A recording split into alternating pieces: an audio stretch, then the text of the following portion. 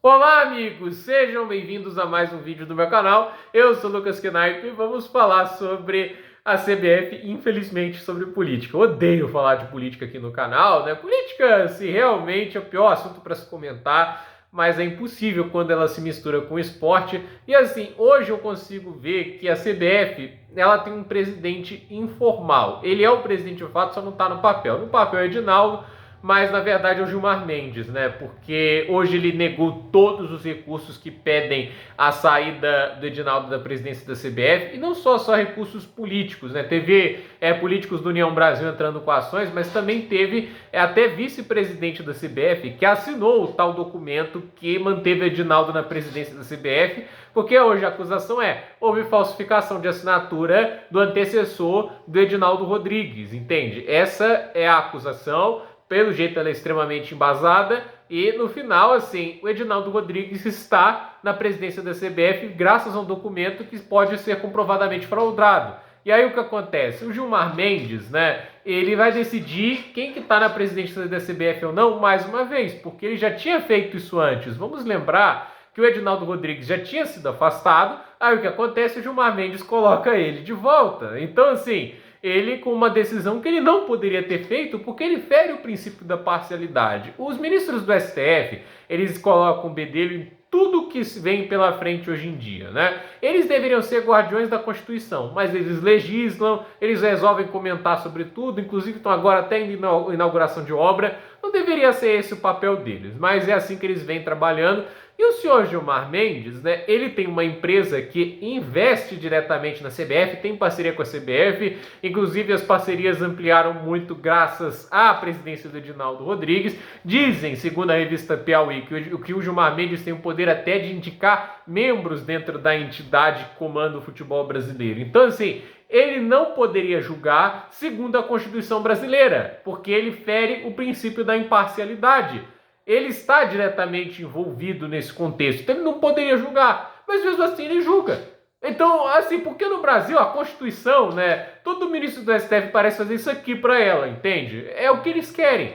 Eles são a lei nessa visão que o STF tem hoje. E o Gilmar Mendes é assim mais do que qualquer outro ministro, né? A gente olha que a concorrência é dura, mas assim, é bizarro, né? Porque hoje o Edinaldo Rodrigues, né? Ele é o atraso dessa seleção brasileira, por todos os vexames que ele fez a gente passar nesse ciclo de Copa, pelo fato de que assim, a gente está sem técnico até agora por responsabilidade dele. E aí a gente fica olhando essa situação, né?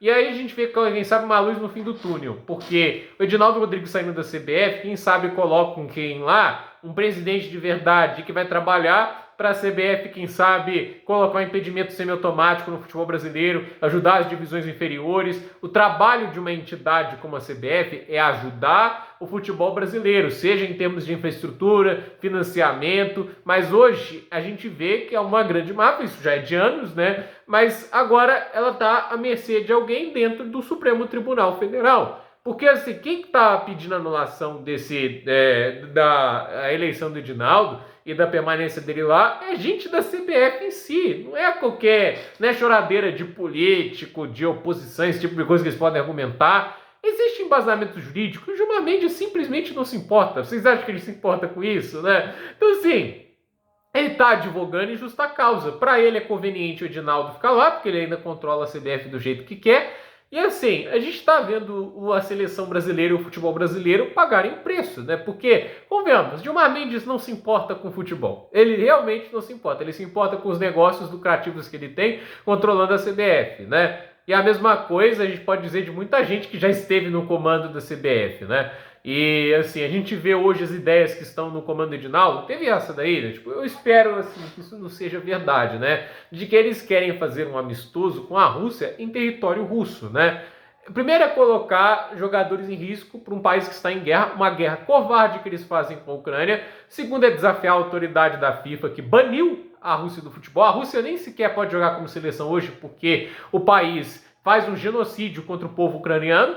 E assim, eles estão querendo fazer isso com muita naturalidade, né? Tipo, é um negócio que chega a ser nojento, né? Essas são as ideias que estão hoje na CBF. Esse é o presidente atual da CBF, entende?